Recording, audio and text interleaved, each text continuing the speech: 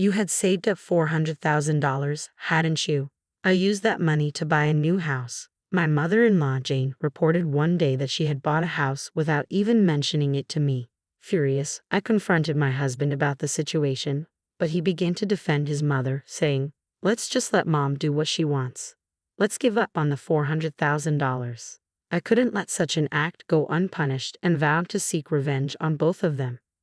My name is Rose. I married Tom 5 years ago, and we both worked at the same food manufacturing company. Our demanding jobs made it hard to spend much time together, but we understood each other and lived peacefully as husband and wife. However, my relationship with my mother-in-law, Jane, was strained from the start. When I first met Tom's family to announce our marriage, Jane had said, "You're planning to quit your job and support Tom after marrying him, aren't you?" "No," I replied. "I intend to continue working after our marriage. Tom and I have discussed this, and he agrees with my decision to keep working." "Isn't it normal for a bride to quit her job and support her husband at home after getting married?" Jane continued. "When I married my late husband, I quit my job and spent my life as a housewife. I found the notion that a wife should quit her job outdated but couldn't express this to Jane. I could only respond with a tight-lipped smile. Is Tom really okay with you continuing to work? When he comes home tired from work and you're not there, it will increase his burden." "That's only your opinion, Mom," Tom said. "I'm fine with it. Please let Rose do as she pleases." Thanks to Tom stepping in and stopping his mother, we weren't subjected to any more snide remarks and left his parents' house without further incident. I thanked Tom for standing up for me. If you hadn't intervened, I might have faced more unpleasant comments. "My dad passed away, and since then, my mom has been raising me on her own," Tom said. "She probably just worries. Don't think too much about it." I felt fortunate to be married to such a thoughtful person. As we headed back to our apartment, I reflected on how peaceful our life together had been. However, one day, after 5 years of marriage, Tom suggested living with his mother. "Hey, we often leave the house empty because of work. How about moving in with my mom?" he proposed. "Honestly, I don't like that idea," I said. "Is that so? Sorry for bringing it up suddenly. Forget I mentioned it." I was taken aback by the suggestion but relieved when Tom quickly accepted my response. We did end up living together, which was a relief. A week later, after Tom's suggestion, I returned home from a long day at work around 9:00 p.m. I was exhausted and muttering to myself as I tried to unlock the door, only to find it already open. Tom usually contacts me when he gets home, but he must have forgotten today. Entering the house, I called out, "I'm home." "Oh, you finally come back," Jane said, appearing in the living room. "Tom hasn't come back yet. He gave me a spare key." What? Tom had given a spare key to his mother without informing me? I was stunned and frozen in place. Jane continued, "Don't just stand there. Can you prepare dinner? I've been waiting for you to come back." Mom, haven't you eaten yet?" I asked, bewildered. "Yes," she replied, as if it was perfectly normal for her to enter my house uninvited and expect dinner. Her audacity was astonishing. I was reluctant to confront Jane directly, but I couldn't just ignore her. "Is that so? All right, I can only make something simple. Is that okay with you?" I said, noticing some ingredients were missing. It felt like the fridge was more empty than it had been when I checked yesterday. "Something easy is fine. Please hurry up. I'm hungry." "Please wait a moment. I'll prepare it right away," I responded, trying to accommodate her request. I quickly prepared a meal and served it to Jane. "Thank you. I'll eat now," she said. After taking a sip of the miso soup I made, Jane remarked, "What is this? It doesn't taste good." I was taken aback. Did she really just say my miso soup wasn't good? "It doesn't taste good. Didn't you hear me?" Jane's criticism was unmistakable. "It seems you can only make such meals because you're always busy with work," Jane continued. "You should quit your job and focus on the household." "But Tom says he likes the meals I cook," I countered. "That must be flattery. Can't you even understand that?" she snapped. It was clear she disapproved of my working after marriage. For the next hour, Jane continued to make snide remarks. "I'll be visiting often from now on, so make sure you take care of the house properly," she said before leaving in a seemingly good mood after airing her grievances. About 30 minutes later, Tom came home. "Hey, did you give a spare key to your mom?" I asked. "Oh, yeah, I did," Tom replied.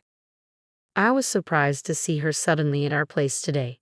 After making her dinner, she said it was bad. Well, these things happen. Don't worry about it, Tom said casually. What kind of attitude is that? I protested. She suddenly shows up, mocks the food I made, and you're telling me to just endure it. This all started because you gave her the spare key. Tom's temper flared. If you had agreed to live with her, it would have been better. I'm tired. I'm going to sleep. I don't need dinner. Am I to blame? You were the one who agreed to this, I said, feeling heartbroken by his response. The next day and the day after, the situation didn't improve. The room is messy and it doesn't look like you've cleaned properly. The laundry is all wrinkled and unsightly, Jane complained every time she visited. Her frequent visits and constant dissatisfaction were becoming unbearable. I might have been able to tolerate her remarks, but a week after she started visiting often, it felt like my patience was wearing thin. I noticed something strange. The food supplies were dwindling again, and the detergent we had stocked up on was also missing. Our apartment and my in-laws' house are only a 10-minute walk apart, and it was clear that the daily disappearance of food and household items was abnormal. I didn't want to jump to conclusions, but it seemed Jane might be taking them without permission. One day, when she came over, I decided to confront her, hoping it was just a misunderstanding. Mom, you haven't been taking our food and household items without asking, have you? Jane admitted it without hesitation. Oh, you found out, have you? It's not a problem for me to take things from my son's house. You're not home because of work, and it would be a waste if the food went bad. I was taken aback by her nonchalant attitude. How could she be so calm and unapologetic? I thought, indeed, it was Tom's house too, but that didn't justify her actions. Speaking of which, Jane continued, I should mention that you saved up $400,000, didn't you? I used that money to buy a new house. What are you talking about? I asked, confused. There's no need to pretend you don't know. You had it saved in a bank book, right? I was surprised by how much was in it when I opened it. I could hardly believe what I was hearing. She used $400,000 of my savings to buy a house without anyone's permission, but you shouldn't have been able to withdraw the money with just the bank book. How did you get the PIN? Oh, you had the PIN written on a note inside the bank book, didn't you? Jane said with a smirk. I found it quite easily. I guess I should thank you for making it so accessible. I had let my guard down, thinking no one would look into my bank book. Indeed, I had put a note inside to remember the PIN. I was looking for a better living environment, and this worked out perfectly, Jane said, laughing as she left my house. Her actions were unforgivable. Using someone else's money without permission was beyond reprehensible. I told Tom about how his mother used my money to buy a house, but his response was infuriating. He acted as if it were none of his concern and said, let Mom do what she wants. Just forget about the $400,000. His dismissive attitude was the last straw. My patience with both him and Jane had worn thin, and I couldn't tolerate any more of their behavior. I decided it was time for some revenge. The next day, I invited Jane over to our house under the pretense of discussing the situation. Before she arrived, I discreetly activated the voice recorder on my mobile phone to gather evidence. Yesterday, you mentioned using $400,000 from my bank book without permission to buy a new house. Is that true? I asked her. Yes, it's true, Jane confirmed. I've already paid the down payment and construction has started. With the bank book, it's as good as bought. But just having the bank book doesn't mean anything, I pressed. How did you plan to withdraw the money? Jane smiled sweetly and said, I have the seal, don't I? So you took the seal without permission as well? I asked. Mom, that would be considered theft. Say whatever you want, Jane retorted. I never imagined someone who barely does any housework had saved up so much. At least it's somewhat useful. Fine, you can have the bank book, I said, trying to keep my composure. Thank you for coming today. I wanted to confront Jane in anger and reclaim the bank book and seal, but I restrained myself. I had secured evidence of Jane's theft and let her leave. Enjoy it while it lasts, Jane, I thought. The following day, I called Jane again to retrieve what was stolen. Mom, I don't mind giving you the bank book, but it seems personal identification is needed to withdraw the money. I'll go to the bank to withdraw it, so could you please bring the bank book and seal?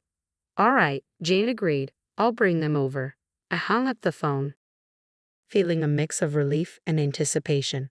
I had no intention of withdrawing the $400,000. In this day and age, You can't access such a large amount of money without proper identification. Jane's naivety was astonishing. She seemed completely oblivious to the gravity of her actions, blinded by the lure of easy money. After retrieving the bank book and seal from Jane, I went straight to the police station. I need to report a crime, I said. Jane took my bank book and seal without permission and intends to use them to buy a new house. So, you're not the one making the purchase? The officer asked. No, it wasn't me. My bank book and seal were stolen. I'd like to file a report. The police took my statement seriously and accepted the report. That evening, when Tom came home, I informed him about the police report. I went to the police because your mother stole my bank book and seal. She might get arrested soon, I said. What? Why would my mom get arrested? Tom asked, sounding shocked. Because what she did is a serious crime. Just because you say, let mom do what she wants doesn't mean I have to tolerate her stealing from me, I replied. You didn't have to involve the police, Tom said defensively. Am I supposed to stay silent while she commits a crime just because she's a relative by marriage? I didn't save up all this money just to hand it over to Jane. Tom's face flushed with anger. So now you're calling my mother an old hack? That's enough, I said. I'm not going to let her get away with this. Tom stormed off to his room, only to return moments later with a divorce form. I never thought you'd say something like that. Sign this, he demanded. I was taken aback that he had a divorce form ready, but I was equally resolute. If this is how you feel, I'll sign it. Just get it over with, I said. Tom seemed surprised by my willingness to sign so quickly. After I completed the paperwork, he took the form and left. I showed Tom the divorce form. There should be no problem now. I'll submit this to the city hall myself, I said. It was clear he wanted to avoid facing me any longer. After our conversation, Tom quickly left the house, despite the late hour, likely heading to his mother's place. About 20 minutes later, my phone rang. Hello? I answered. It's Tom, came the voice on the other end. I told Mom that Rose filed a police report. Could you withdraw it? No way, I said firmly. Even if she's pretending to be remorseful, it doesn't change anything. I won't forgive her. She's likely to do this again. Another call came in. Hello? I asked, annoyed. I'm sorry, said a tearful voice. It wasn't Tom's but Jane's. She was crying and apologizing, but her tears did nothing to soften my stance. You think crying and apologizing will make me forgive you? You took not only the bank book but also the seal. How do you explain that? I've always wanted a single-family home, Jane explained. After living in apartments for so long, I couldn't resist using the money. I know it was wrong, but I've been managing our finances and saw the $400,000. I couldn't help myself.